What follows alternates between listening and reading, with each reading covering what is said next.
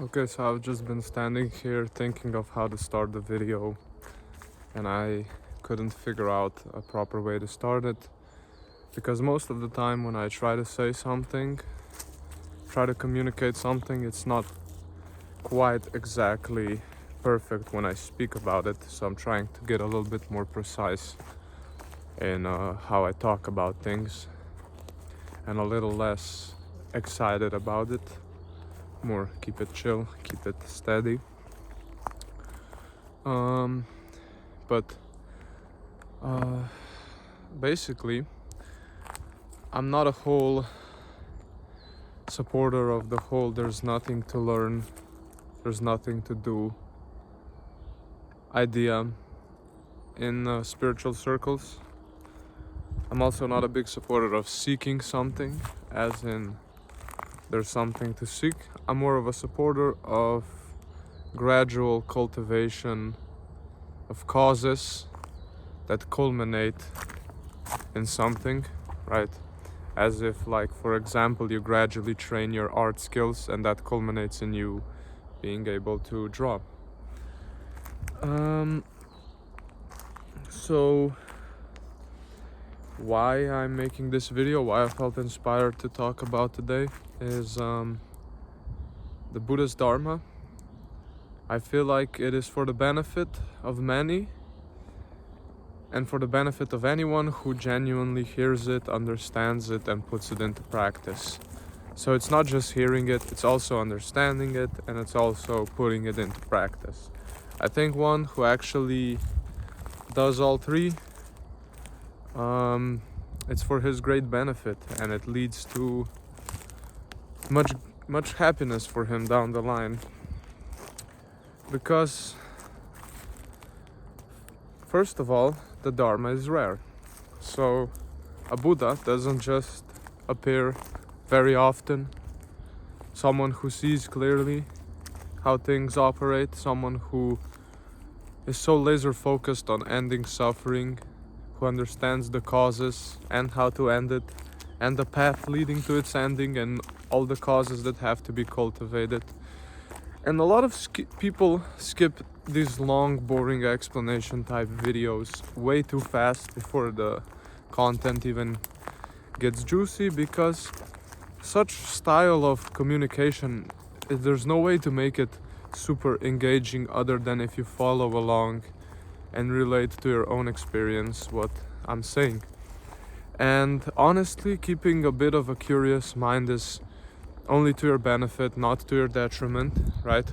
So when you see someone talking about something that they think might be to your benefit, it's well, you have to have a certain sense of discernment, right? If the person seems insane, sure, maybe they don't have much of benefit to tell you, but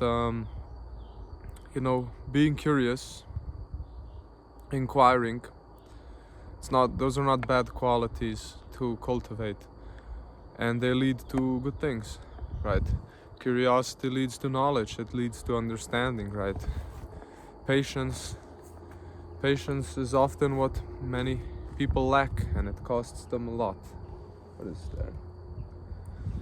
It costs people a lot to not be patient, because, well, a lot of things require patience, right?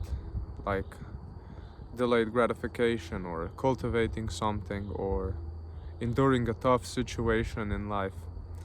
It requires a good amount of patience to not get destabilized in such moments, or to actually have the capacity to cultivate anything meaningful. So what I'm trying to say is, understanding the Dharma and what the Buddha taught, how does that happen? So first, you hear the Dharma, right? You hear the Dharma, you hear the teachings, and if you're already filled with views, you're gonna relate them to your own views usually. How does this go with them? That's not how the teachings are meant to be put into good use. Because if you're just gonna argue against them, no, you don't agree with what that says, that's not really why the Buddha said it. He said it so you could investigate for yourself and see if it's true. Because See, I see a lot of this happen, and it's not to blame. It's just a common pattern that arises, and it's people correlate things on assumptions and implications, and if you know what I mean. Like, for example, I'll give a common example, and I'm not here to call out everybody or diminish any experience, but let's say someone is in a bad place in life, and they call out to, for example, let's say God or Jesus, right? Like, help me, and then they surrender themselves to said God or Jesus, and then they feel a sense of relief, they feel something pleasant, they maybe have an experience, and they immediately, what actually happened was they called for Jesus, and then they felt good, right? But that doesn't prove Jesus, right? Because it proves that perhaps calling on some perceived higher power and letting go a little bit causes a feeling of relief, right? We can't meaningfully prove that that means God is real because something happened when you called out to God, because it could just easily be like, oh, you imagined a higher power taking care of you, and that moved your attention away from what was causing you grief in the moment, and because the object of your attention shifted, there was a felt sense of relief. Because, for example, if you have negative thoughts and your attention is focused on negative thoughts, it feels heavy, it feels unpleasant.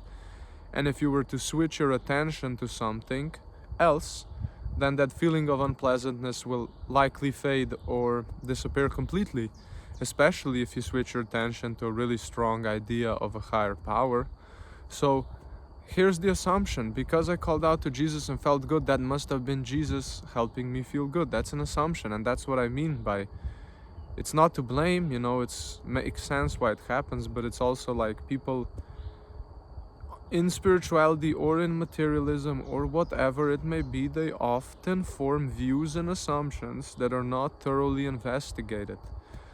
And that's why I'm saying a Buddha is rare, because a Buddha is someone who sees clearly and teaches how to see clearly. And if his teachings are genuinely investigated, they stand for themselves. And that's a bold claim, and I'm gonna try to explain it better, because I don't want to sound absolutist or dogmatic. I want people to genuinely understand why I'm trying to say this. And again, I'm not feeling superior or any sense of pride, because like it's all kind of conditioned. Like, I had to have heard teachings, like practiced them, I had to have had the right conditions to sort of be into this. But again, I feel like if it's for the benefit of many, for them to at least know the teachings and try to understand them. So basically, clarity, right? People often have this idea that clarity is something obscured, like, for example, remove distraction, remove thought, right? Then you'll see clearly, right?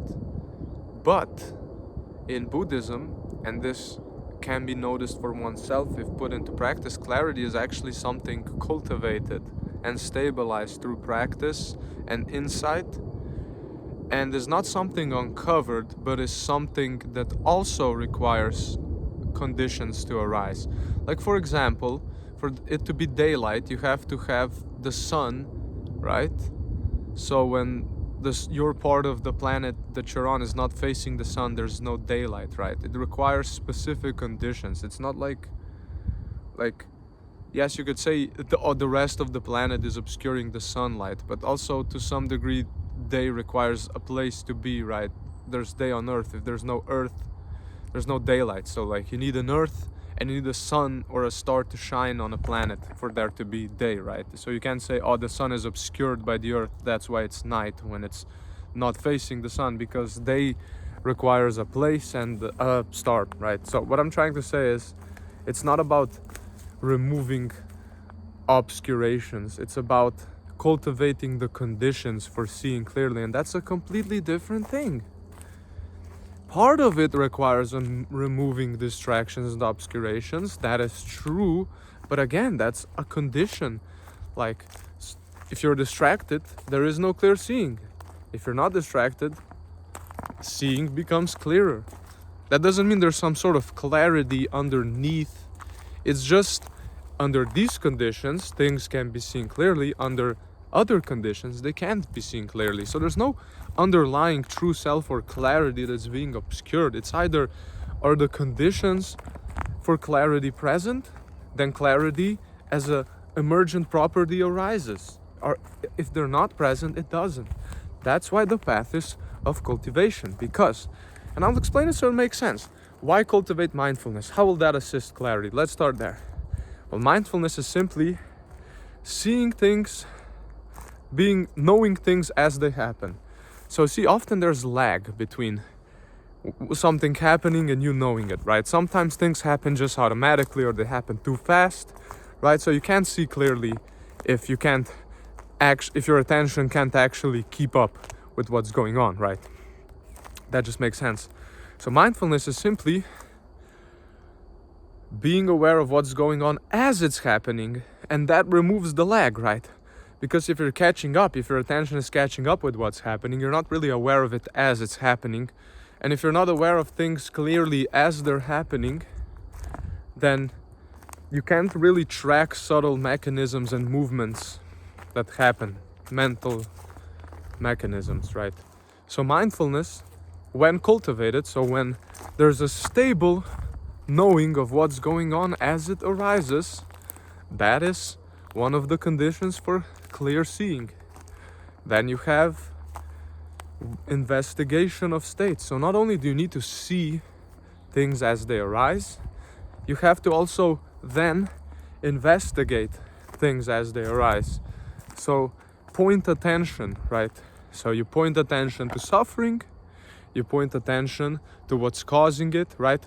And that culminates in understanding, which then supports mindfulness and supports investigation. So, right? And you need a certain amount of concentration, because if you don't have cultivated concentration, right? If you don't cultivate concentration, then your mind gets distracted. Let's say you're focused on something and hear a loud sound and boom, your attention moves there immediately because you have no concentration.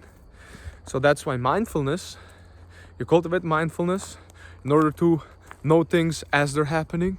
You cultivate concentration so you can genuinely point attention intentionally and keep it there. You have investigation so you actually examine what's going on instead of just passively observing what's going on, right? You have to have energy, because this requires a bit of energy, right? The 7 factors of enlightenment, I'm kind of going there. The point is, clarity is not a obscured thing. It's something that happens when conditions are appropriate for it to arise, right? Just how like you need earth, you need a seed, you need rainwater, you need sunlight, whatever, for a flower or a tree to grow, right? Things like, people just assume there's some sort of omnipotent cause for everything, but when you observe things as they are, things are caused by things. That's why the Buddha said like metaphysical speculation is non-productive and sort of redundant, because it doesn't lead to anything, because you can retrace causes infinitely. Because anytime you see something, whatever it may be, even your awareness, it's caused by something else. Like, you can't see without eyes, so you can't be aware of vision without eyes. You need a body. Clearly you need a body, like, but clearly there's also not, you know what I mean, everything emerges from conditions. I don't know, I don't want to get too into detail because that's just more proliferation, more speculation. What I'm trying to say is that clarity is not something obscured. There are obscurations, but it's not something obscuring clarity. Clarity emerges when the supportive conditions for it are well cultivated and established and steady. So clarity is like, oh, these 7 things are good, now you see clearly. These 7 things aren't good, now you don't see clearly. Like, And these things are cultivated intuitively, so you have to like resolve to be mindful, and then, you know, let mindfulness establish itself. You can't really force it. Like, it's just remembering, adjusting, cultivating, you know, sitting still, anchoring attention to the breath to cultivate concentration. Basically, the Buddha mapped out conditions for clarity, while others said sit still, end thoughts, you know, giving us some like incomplete guides. The Buddha completed it. He mapped out the conditions for clarity, the conditions for training, everything. How suffering arises, directly what causes it. He basically saw cause and effect clearly, and then isolated specifically what is required to end the causes for suffering, right? Because saying there is some essential principle that causes everything, or some true nature, is not what we're observing. Everything we can talk about or not talk about, like even vague things like thoughts and feelings, they emerge from conditions. Usually contact, feeling, perception, formation, consciousness, the 5 aggregates. Like, there's no way in hell you can be mad at someone if you don't like think about them or see them first and have had some experience. Like, I'm just saying random things. I'm just trying to say there's not a single thing that you can't find the conditions for its arising. And say, what about reality? No, that's a cop-out. Reality is not a thing. Like, there's just things arising out of conditions, and that together forms a world. And yes, conditions are interconnected, but there's no thing. You can't say reality is a thing. Yes, like I can say this tree grew from the ground, I can say milk came from a cow, and that's all part of reality. But I can't say where entire reality came from, because it's a bunch of conditioned arisings. It's a mishmash of conditioned arisings, but everything has a cause, and there's no first cause, because the cause of something also has a cause. So that's why you can't retrace it, and it's not productive.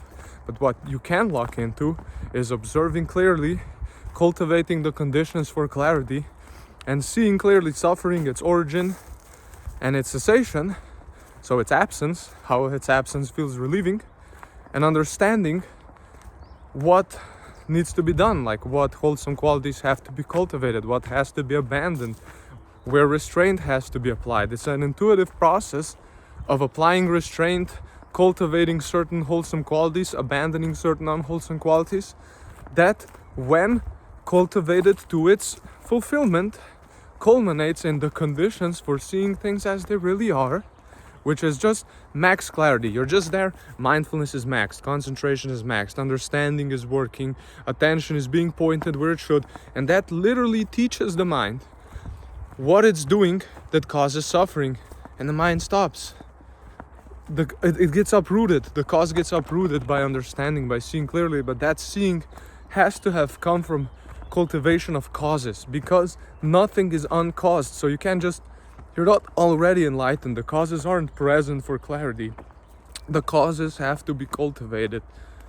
And a lot of people, enlightenment is a loose term these days. A lot of people feel a shift in perception, a loosening of identification, some sort of mystical experience, and they say they've had a spiritual awakening. But the Buddha was more precise. He said, when these causes are cultivated, when this is ended, that's enlightening, right? Enlightenment. When seeing, he said, when seeing things as they really are, clinging is abandoned, clinging is uprooted, and suffering is ended, right? So that's a conditioned statement. So when these factors are cultivated, seeing things as they really are arises from those conditions.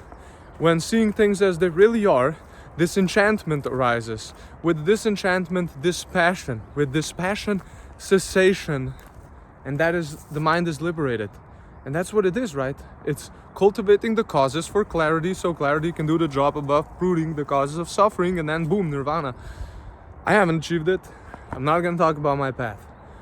Just, someone can still explain it and understand it without being there, without fully exhausting all the causes for suffering, because it's a gradual process, and the mechanism to do it can be understood before it's finished, because obviously cultivation and uprooting takes time, but you can verify for yourself. That's why I said investigate the Dhamma. It's for the benefit, it's for your own well-being, for your own benefit, to investigate the Nikas, to hear the Buddha out, because he was not speaking nonsense. He was accurately describing the causes for suffering and how to end it. And that's basically what everyone's trying to do when they're chasing their desires. They just want to end the discomfort of not feeling fulfilled, not seeing that the desire itself is this lack of fulfillment, and that fulfilling it is only a temporary fix because everything is impermanent. Therefore, the only fix is not desiring. So that's about it. Thanks for watching. See you in another video.